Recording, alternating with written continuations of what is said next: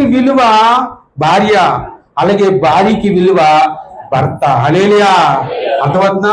కాబట్టి ఇద్దరు ఏకమై ఉన్నప్పుడు, ఏకమంగా అన్నాడు సంఘానికి, ఏకంగా ఉండాలి. హల్లెలూయా. నువ్వు ఒక మార్గం అలా ఉండకూడదు.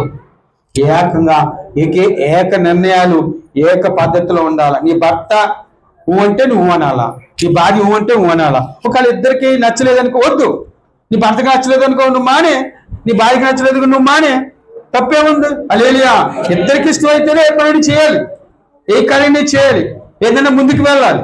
ఒక దగ్గర అప్పు తీసుకోవాలనుకోండి, భర్తకి ఇష్టం ఉంటుంది, భార్యకి ఇష్టం ఉండదు. ఆలోచించాలి, ఎందుకు ఇష్టం అవ్వట్లేదు నా భర్తకి, అవును కదా, అది నా భార్యకి ఎందుకు ఇష్టం అవ్వట్లేదు, ఇలాగే కదా అవుతుంది, అందుకే కదా ఇష్టం అవ్వట్లేదు అని ఆలోచించి నిర్ణయం చేసుకోవాలి తప్ప, నిర్ణయం తీసుకోవాలి తప్ప నువ్వు తీసుకుంటే నాకు తప్పే ఉంది ఎలా వ్యతిరేకత ఉండకూడదు. హల్లెలూయా.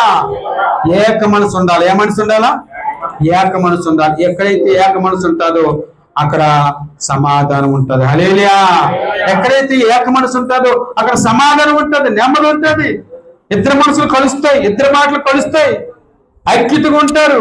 ఆ ఐక్యతగా కుటుంబంలో సంతోషమే సంతోషం, ఆనందమే ఆనందం. వచ్చే 10 రూపాయలైనా చక్కగా ఖర్చు పెట్టుకుంటారు. ఏ లోటుపాట్లైన ఇద్దరు కలిసి చక్కదిద్దుకుంటారు. ఏక మనసు కలిగి ఉన్నప్పుడు వారి చక్కగా వారి కుటుంబము, వారి దాంపత్య జీవితము ఆనందంగా ఉంటుంది. చెప్పబడితే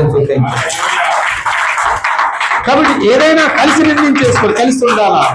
కాబట్టి ప్రేమ బిడ్డలారా, ఈ గనురాలి స్త్రీ తన భర్త దగ్గరికి వెళ్ళి అడిగింది,